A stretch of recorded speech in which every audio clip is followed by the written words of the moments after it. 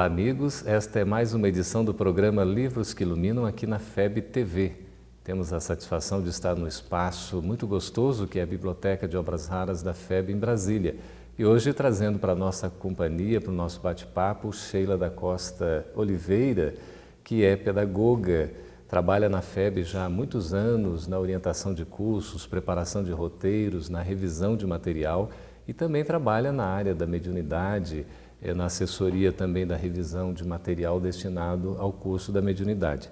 Sheila, seja muito bem-vinda ao programa Livros que Iluminam. Muito obrigada pela oportunidade. Sempre bom falar de um livro bom, né? Pois é, Sheila, e você escolheu, dentre tantos livros da literatura espírita, Depois da Morte, de Leon Denis. Por quê? Bem, na realidade, eu fiquei meio em dúvida, muita dúvida, porque tinha uns 15 títulos que eu poderia trazer para cá. Mas como ia levar muito tempo para decidir racionalmente, eu decidi fazer essa decisão pegando no sorteio, né? Escrevi o nome de todos os livros, puxei, era o Leon Denis. Mas graças a Deus que deu tudo certo, porque eu realmente gosto muito desse autor. E não só deste livro, né? Mas como a gente ia falar de um, tirei esse. Mas a obra dele inteira é predileta para mim. Leon Denis é especial? É especial por vários motivos. Primeiro porque ele escreveu em francês, né? E tem vários autores que não escreveram. Eu adoro a língua francesa desde pequena. Já tive várias encarnações. Sou professora de francês. Isso. Então, quando eu consegui acessar o livro do Leon Denis em francês mesmo, nossa, foi uma glória, porque eu peguei assim, né, a fonte do discurso. Mas a tradução também está maravilhosa. Aí eu fui comparar o discurso original com o da tradução e fiquei encantada, porque realmente o estilo dele foi preservado, o fraseado. Parece que o livro foi escrito em português. E aí é que está a maestria do bom tradutor, né?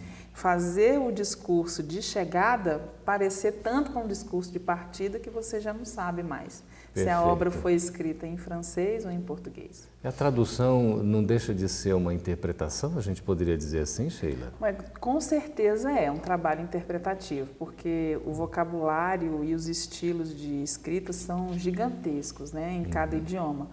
Mas eu acho que quando se vai fazer uma tradução de uma obra desta monta, o tradutor nunca está sozinho. Ele sempre está acompanhado. Sempre está acompanhado e acho que muito bem acompanhado dessa vez, porque ficou muito bom, realmente. Você sabe que o Dr. Evandro Noleto, que é o mais recente tradutor das obras de Allan Kardec, aqui na sala onde ele, né, trabalhou na tradução na Federação Espírita Brasileira, ele tinha até um retrato do Guion Ribeiro, que foi o outro tradutor, né, também, o tradutor clássico das obras de Kardec, de boa parte delas, e ele se dizia inspirado pelo próprio Guion, que tinha uma assistência também nesse sentido. Além dos próprios espíritos da fala nativa, não é assim, Sheila? Com certeza.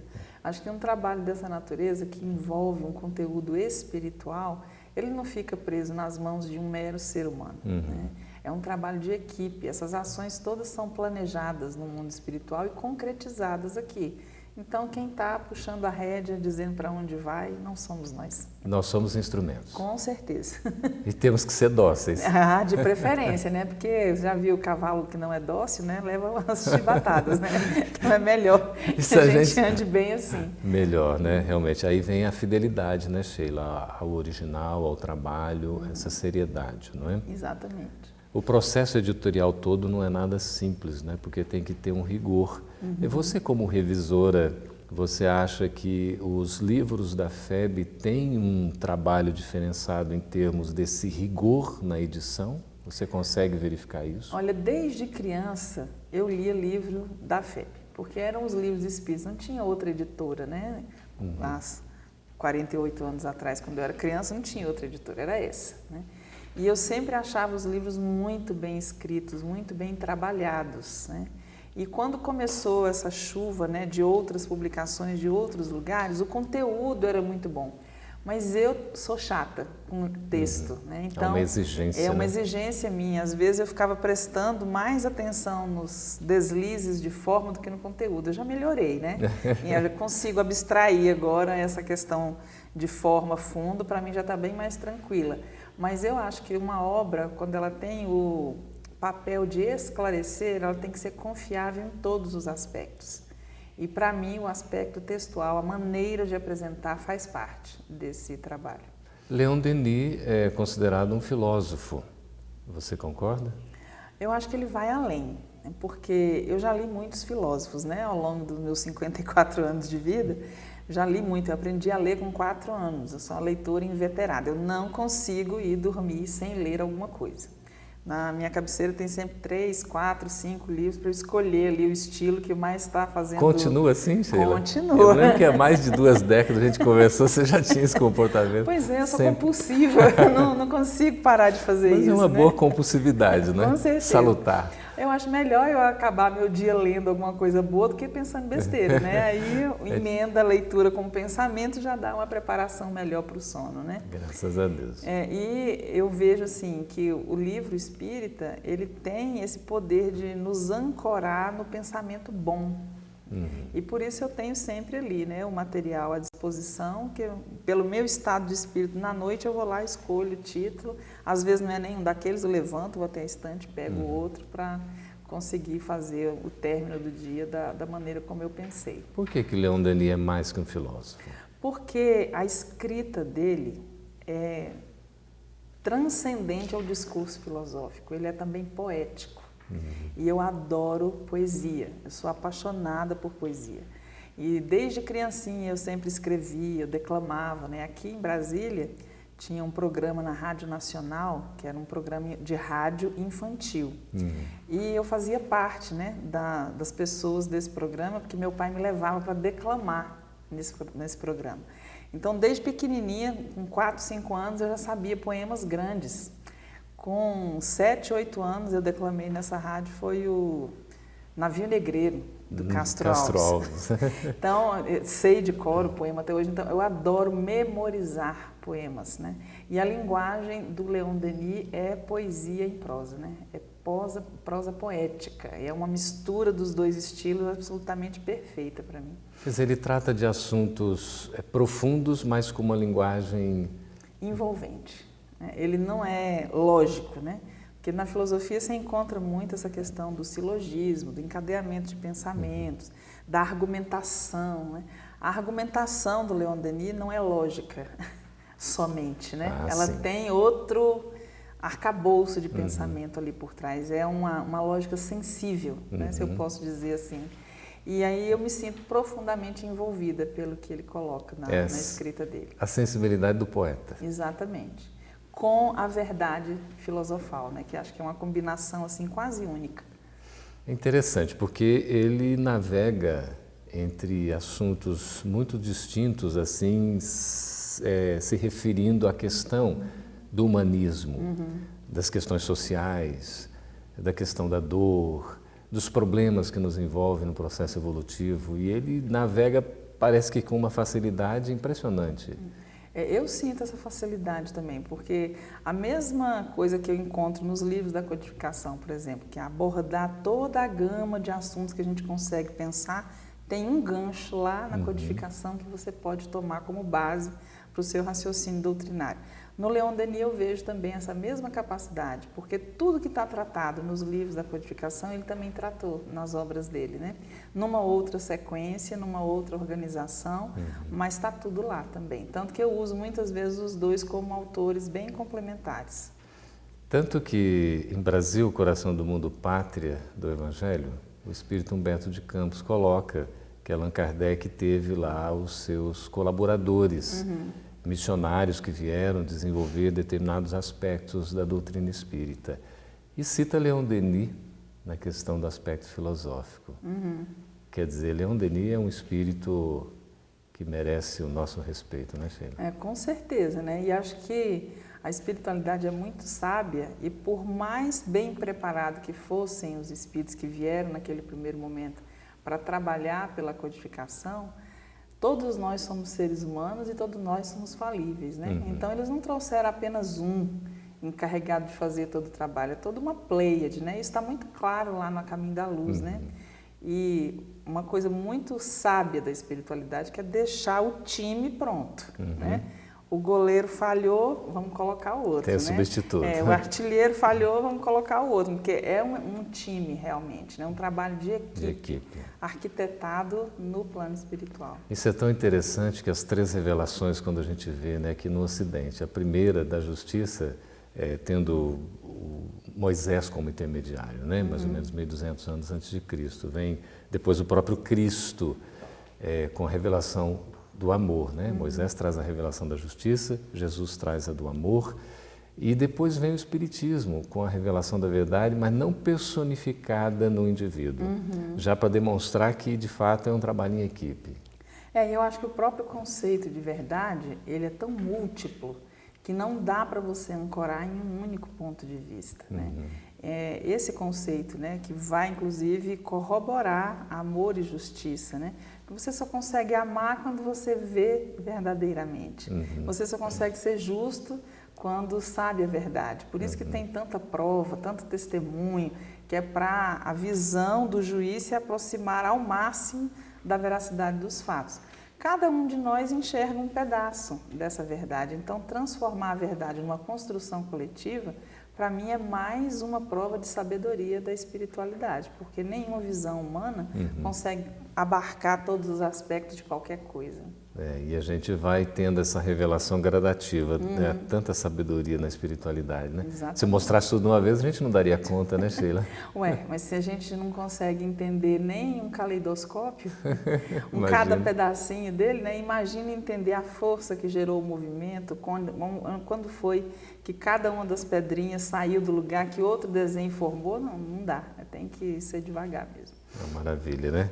Nós estamos conversando com Sheila da Costa Oliveira, pedagoga, professora, e que trabalha na FEB já há vários anos, nos auxiliando aí em termos do ensino, da preparação de material para o estudo, tanto do ESD, do EAD, da mediunidade, enfim, tem uma ampla experiência, e conversando sobre Leon Denis, notadamente sobre essa obra aqui, que é o Depois da Morte. A gente vai aprofundar o assunto daqui a pouco, logo após o nosso breve intervalo. Fique conosco que a gente volta daqui a pouquinho.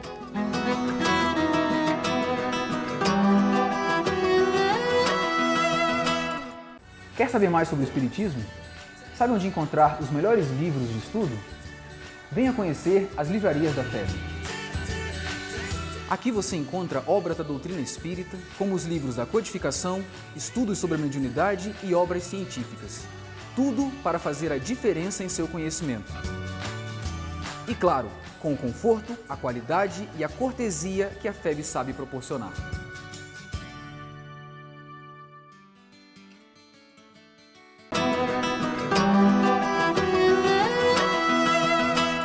Estamos de volta com o programa Livros que Iluminam aqui na FEB TV, conversando com Sheila da Costa Oliveira, pedagoga, trabalhadora da Federação Espírita Brasileira. Sheila, aqui no intervalo da nossa gravação, você citou, deixa eu pegar o livro para ver uma parte sobre a Terra. E impressionantemente você abriu exatamente na página que trata do assunto. Na página 96 da nova edição. E eu volto a dizer, o livro não é meu, não estava viciado. Quando eu peguei e abri, já foi exatamente no lugar que eu queria, né? E isso só corrobora o que a gente estava conversando no primeiro bloco, né? Não estamos sós. Não estamos sós. Muito bem amparados, graças a Deus, pela espiritualidade, pelos amigos que têm um interesse na divulgação do bem. Sheila, Leon Denis tem essa capacidade de falar como um filósofo e mais do que isso como um poeta, numa linguagem acessível, numa linguagem linda, que nos encanta a todos, trazendo assuntos os mais, digamos assim, difíceis, mas que ele consegue traduzir com facilidade. Sobre a Terra, ele apresenta o nosso orbe de forma encantadora. Como é que você descreveria isso? Bem, eu não vou tentar repetir com outras palavras, porque não dá. Então, eu vou ler aqui o trecho que está na página 96, 97, só um pedacinho para despertar a vontade em todos nós, né? Ele está aqui nesse trecho, que é o capítulo 9, O Universo e Deus, um título lindo, né? E ele fala sobre o universo macro e vai descendo das galáxias, do espaço sideral, do fluido cósmico universal, fala da lei da gravitação e aí ele chega nesse trecho aqui. Se, depois desse rápido olhar lançado sobre os céus, compararmos a terra em que habitamos aos poderosos sóis que se baloiçam no éter, esta, ao pé deles, apenas nos aparecerá como um grão de areia, como um átomo flutuando no infinito. A Terra é um dos menores astros do céu. Entretanto, que harmonia em sua forma, que variedade em seus ornatos. Vede seus continentes recortados, suas penínsulas esguias e engrinaldadas de ilhas. Vede seus mares imponentes, seus lagos, suas florestas e seus vegetais, desde o cedro que coroa o cimo das montanhas até a humilde florzinha oculta na verdura. Enumerai os seres vivos que a povoam, aves, insetos e plantas, e reconhecereis que cada uma destas coisas é uma obra admirável, uma maravilha de arte e de precisão. Que prosa! Isso não é prosa, é poesia. É poesia. É uma poesia em forma de prosa, Não uma é? prosa em forma de poesia. Que coisa linda, Sheila. Descrição assim, né, perfeita e tão sublime. E eu acho importante retomar esse aspecto assim positivo, benigno da descrição do planeta, porque ultimamente é assim, é o planeta dos loucos desvairados. Né? Todo mundo está destruindo tudo. É um monte de ideias assim apocalípticas, né, de como o planeta vai estourar toda a sua superfície, vai isso e vai aquilo. Uma ideia de destruição material, né, quando na realidade a gente sabe que toda destruição gera uma reconstrução. E aqui o Leon Denis apresenta os aspectos belos do planeta que muitas vezes a gente esquece. No meio de tanta turbulência, né, de tanta confusão. E nós, espíritas, nós temos a obrigação de lembrar do planeta assim, porque assim ele foi criado e esse é o destino dele, é se tornar dessa forma. Né? A Terra é o nosso lar, Sheila? É um nosso lar temporário, né? Porque a gente sabe que nós somos criados para sermos cidadãos do universo, né?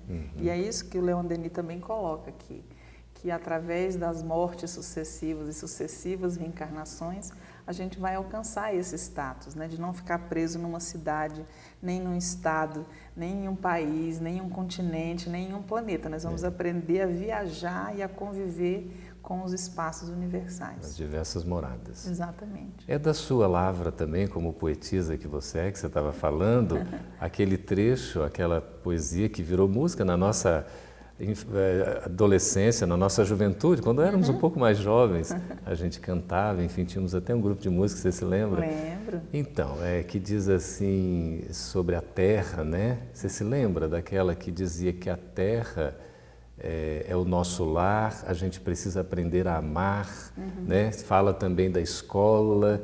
Quer dizer, esse planeta maravilhoso em que a gente vive é tudo isso. Não é só uma prisão. Claro que não. E mesmo hoje em dia o conceito de aprisionamento já evoluiu muito, né?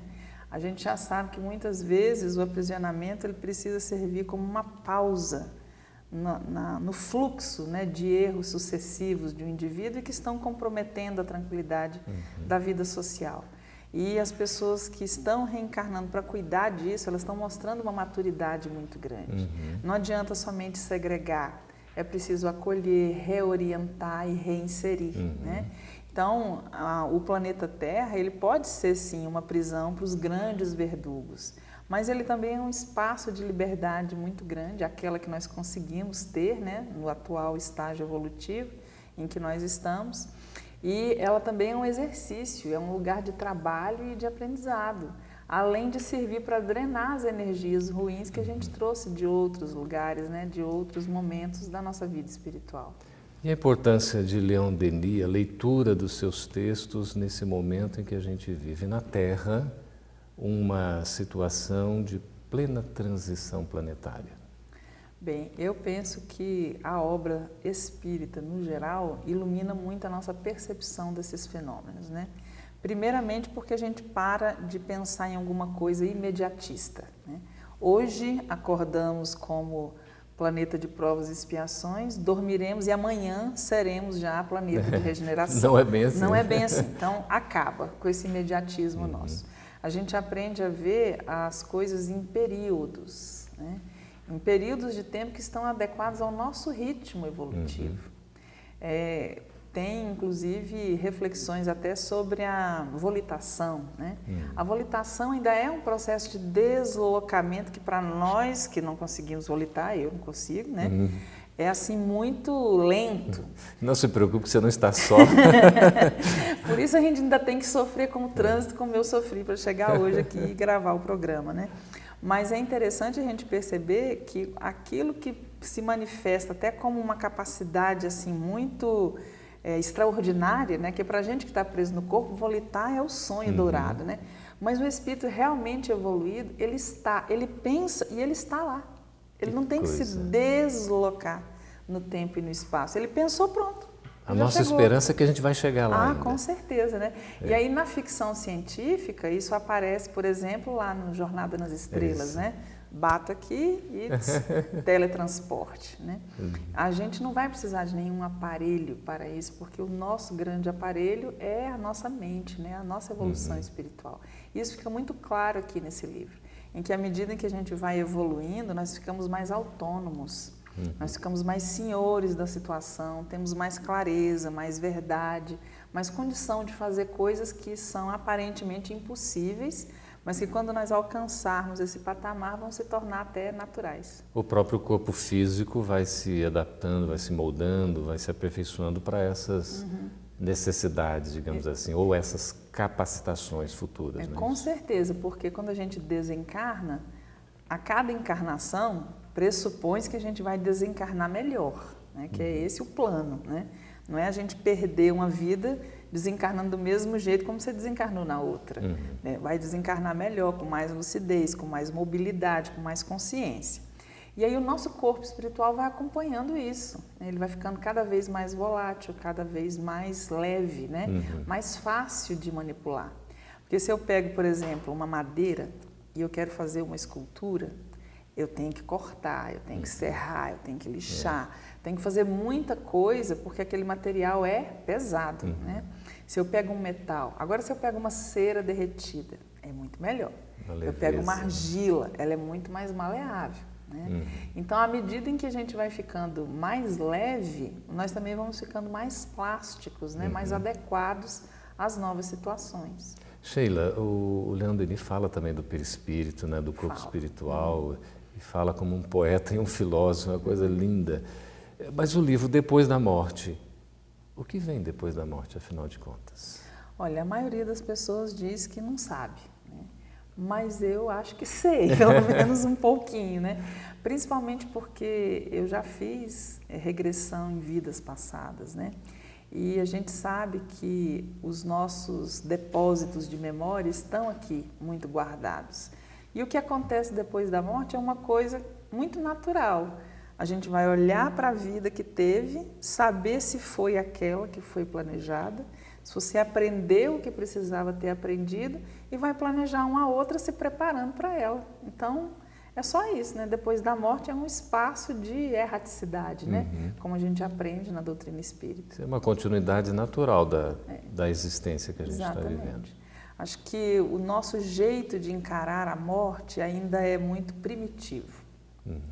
E é um assunto que quando a gente fala, muita gente bate na madeira, né? 1, 2, 3, isola. Há muito tabu, né? Exatamente, né? Porque a gente associa muito isso à noção de perda, que é uma noção egoística. Se eu acredito que perdi, é porque eu acreditava que era meu, né?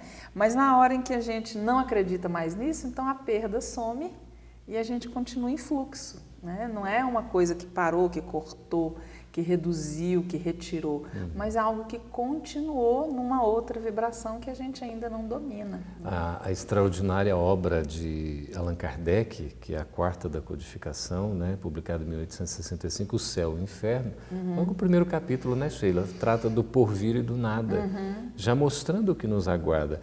Agora, essa concepção do materialismo, do niilismo, de que nós morremos e acabamos, né, deixamos de existir, realmente é algo que não, enfim, não tem nem muito o que dizer, seria totalmente desolador, né? Exatamente. Tem uma frase numa mensagem da Meimei em que ela diz assim: não existe nada pior do que perder a fé e prosseguir vivendo.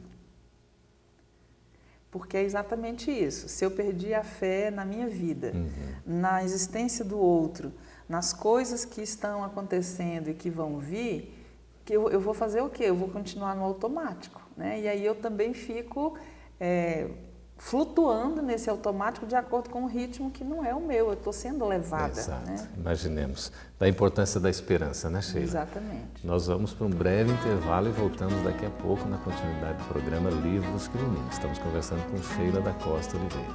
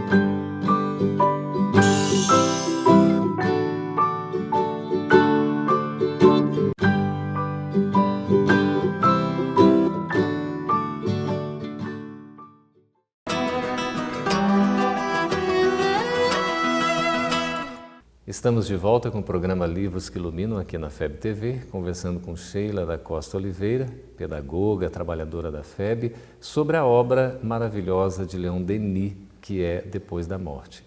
Sheila, Leon Denis trata da questão da evolução, de uma forma elegante que a gente até não se cansa de repetir na sua linguagem maravilhosa.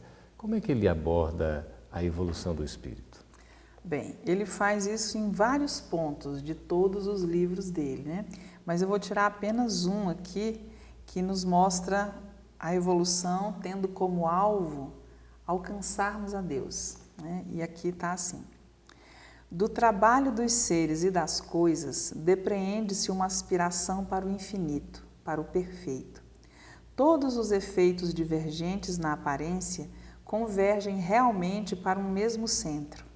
Todos os fins coordenam-se, formam um conjunto, evolutem para um mesmo alvo.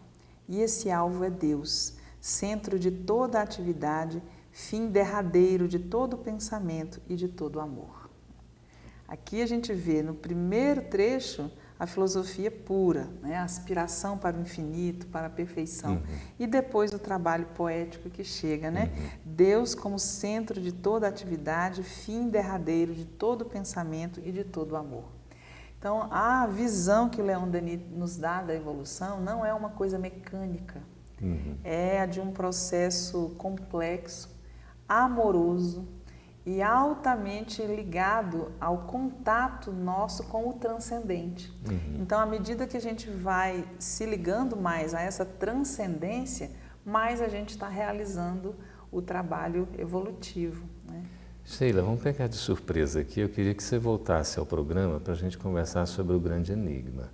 Podemos agendar? Podemos. Então já está assumido o compromisso aqui diante do público para que a gente possa fazer esse trabalho diante dessa grandiosidade da obra de Leon Denis.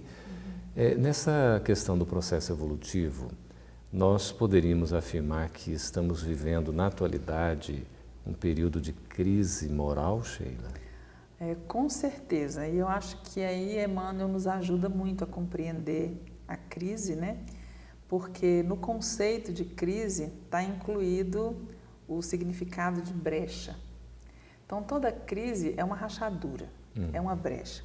Significa que havia um conjunto de coisas, uma construção que não suportou pressões, não suportou interferências e rachou. Acabou cedendo. Acabou cedendo, de alguma forma. Mas aí ele diz também para a gente o seguinte, que é a nossa atitude diante da crise que define o futuro. Então, a gente tem crises de todas as espécies. Tem crises econômicas, aí vem o governo, faz os ajustes, né? E a gente faz os ajustes nas nossas casas também, porque quando sobe uma tarifa, o salário não acompanha, aumenta o número de membros, a gente mora mais longe, tem toda uma série de movimentos que geram pequenas crises domésticas que a gente precisa gerenciar. Qualquer semelhança é mera coincidência, né? Então, nós temos crises o tempo todo, mas também tem uma coisa linda que ele fala nessa mensagem dele, eu não estou me lembrando agora o livro, mas com os PDFs da FEB a gente consegue achar, né, pela frase. Os e-books, né? Nós já temos os e-books. Né? Ele diz o seguinte, que pela brecha entra a luz. Às vezes a gente está fechado na escuridão, né, da autopercepção, daquela coisa muito endógena, né? Quando o arcabouço que nos cerca se parte, abre-se uma brecha e entra aquela luz, nós encontramos uma nova possibilidade, né? Por isso que eu gosto muito dessa frase, é a nossa atitude diante da crise que define o futuro. Não é a própria crise em si, mas o que a gente faz com ela. É um momento de aferição de valores. Exatamente. E de capacidades, de coisas que você realmente já aprendeu. Vamos ver, por exemplo, se tivesse acontecido aqui no Brasil o mesmo terremoto que aconteceu no Japão, e as pessoas todas se juntaram, né? Com uma semana já estava tudo basicamente reorganizado, as pessoas se oferecendo para trabalhar, para fazer, e assim, sem desespero, sem reclamação, mas com colaboração mútua, né? Aqui no Brasil, infelizmente, o resultado teria sido diferente, porque a nossa maturidade diante da crise, principalmente em respostas coletivas, ainda é menor, né? E tem toda uma cultura também, não é? Exatamente. Da disciplina que a gente precisa ainda adquirir, né? Nós não temos muita disciplina e ainda temos um pensamento muito paternalista. Acontece a crise, a gente ainda quer que outros venham resolver, em vez de nós mesmos nos colocarmos, né, como agentes na solução daquele problema. E o Leon Denis também fala aqui da responsabilidade pessoal, individual para o progresso coletivo. E essa é uma coisa que acho que nós brasileiros, e principalmente espíritas, precisamos exercitar um pouco mais. Mas o povo brasileiro é solidário, né, Sheila? Muito solidário, mas a solidariedade desorganizada, ela cria mais tumulto do que ajuda. Basta ver, por exemplo, quando a gente tem um acidente no trânsito, muita gente quer ajudar, mas não sabe como, porque não tem primeiros socorros, porque não se entende de mecânica, e acaba se criando um engarrafamento gigantesco. Por quê? Porque muita gente passou devagarinho para ver, isso não é solidariedade, é curiosidade, e é uma curiosidade vazia, porque não vai ajudar ninguém, né? Quando a gente vê alguma espécie de tumulto desse, eu e as minhas filhas no carro, a gente já faz uma prece ali na hora. Se tiver um acostamento, a gente para, tem sempre um livro de mensagens lá no carro, a gente lê, já faz uma prece tentando envolver os socorristas, os acidentados, né? As vítimas e os algozes daquela situação, assim como os auxiliares, para que se resolva da maneira mais rápida, né? Mas nós temos muita solidariedade, mas ainda não temos disciplina.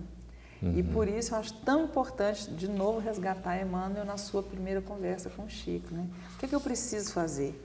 Disciplina, disciplina, disciplina. Por quê?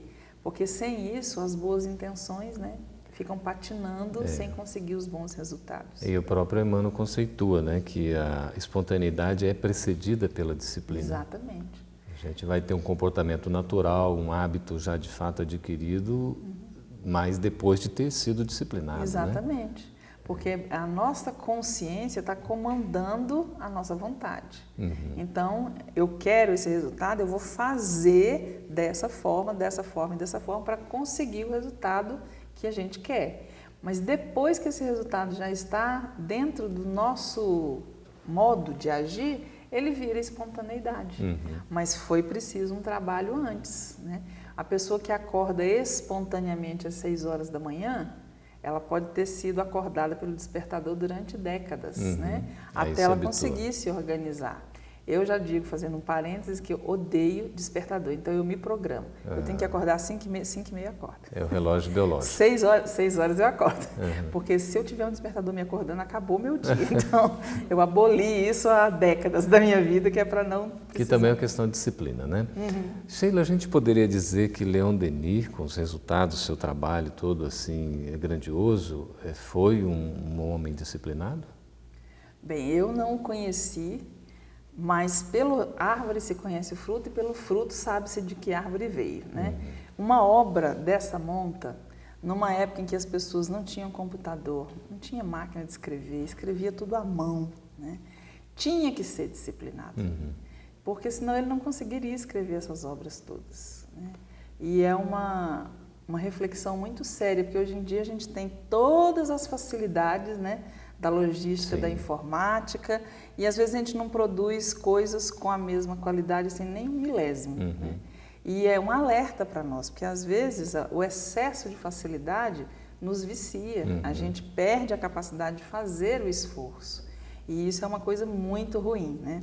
É uma frase do Marx, Karl Marx, ele diz que o homem não sabia o que estava fazendo quando criou o dinheiro, né? Eu acho que o homem não sabia o que estava fazendo quando criou o controle remoto. O controle remoto, assim, enfraqueceu.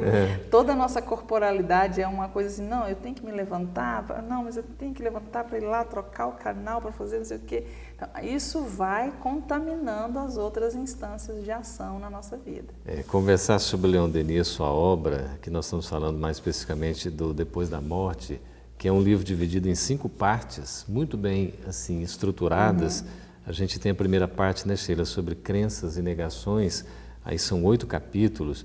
Depois vem a parte segunda, falando de grandes problemas, quando fala de universo e Deus, e vai seguindo depois com a terceira parte, com o mundo invisível, em que ele traz, né, natureza, ciência, vai falando inclusive sobre o espiritismo e a ciência, essa correlação que existe. Eu quero destacar algumas coisas aqui sobre o espiritismo. Nós vamos ter que fazer o seguinte, porque o nosso tempo já está praticamente esgotado e já a convidamos para um outro programa, que provavelmente será um segundo, um terceiro, para nossa satisfação. A gente vai detalhar esses assuntos do próprio livro, de outras obras. Mas só para a gente fechar, Sheila, porque a gente vai conversar depois sobre essa questão do espiritismo, detalhando aqui os conteúdos, não é? E a maneira como Leon Denis trata. Só para a gente fechar, Leon Denis foi médium? Ah, com certeza. Não há como escrever isso tudo aqui sem ter pelo menos a mediunidade da inspiração, né? Da intuição, que é a que Kardec coloca, que é a mediunidade do futuro, né? Todo mundo vai ter e vai desenvolver e vai considerar. Então, esse tipo de coisa aqui, com certeza ele estudou no plano espiritual, já sabia o que tinha que escrever, e é mais um processo de rememoração do que foi programado com a assistência dos protetores da missão espiritual do Consolador na Terra. E ele era assistido diretamente pela própria Joana d'Arc, né, como ele relata, e Jerônimo de Praga, quer dizer, como espíritos protetores, aqueles que estavam orientando, quer dizer, é uma envergadura também espiritual de monta que precisa ser considerada, né? Com certeza. Acho que a leitura da obra em si abre muitas portas de reflexão. Se a gente começar a ler reflexivamente, porque é assim que as pessoas escreveram e assim é que a gente precisa ler, não é passando o olho, né? Uma amiga minha disse que ela faz uma leitura atravessada. Ela lê a primeira palavra da primeira frase, a segunda palavra da segunda linha, a terceira palavra da terceira linha, aí no final ela tem um flash do que é tudo. Mas é um flash. É um flash. E o flash é uma luz muito instantânea, pouco confiável, né? Então, acho que, como eles escreveram reflexivamente, é nosso trabalho também ler reflexivamente para que isso seja completado. Fica o convite para todos nós, inclusive com a orientação de Indalício Mendes, exatamente na leitura, né, espírita que ele coloca para a gente lá em Rumos Doutrinários. Não é como a gente lê um jornal do dia, não é uma revista da semana. É de fato uma leitura pensada, reflexiva, que merece a nossa atenção, concentração, até para que a gente possa tirar dali, né, Sheila, os ensinos para o nosso engrandecimento moral e espiritual. Exatamente, porque a leitura espírita não é um trabalho meramente intelectual, ele é um trabalho de reforma interior, né? Muito bem. E sem isso não dá para a gente fazer, deixando a reflexão de lado. Conversamos com Sheila da Costa Oliveira, trabalhadora da Federação Espírita Brasileira. Já a convidamos aqui para estar conosco em outros programas, porque realmente o assunto é vasto e a gente vê que a cultura da Sheila também é ampla e a gente tem que usufruir dessa oportunidade. Sheila, muito obrigado por sua presença. Obrigada a vocês pela oportunidade. Agradecemos também a todos que têm nos acompanhado e convidamos para que estejam conosco na próxima edição do programa Livros que Iluminam aqui na FEB TV. Muito obrigado.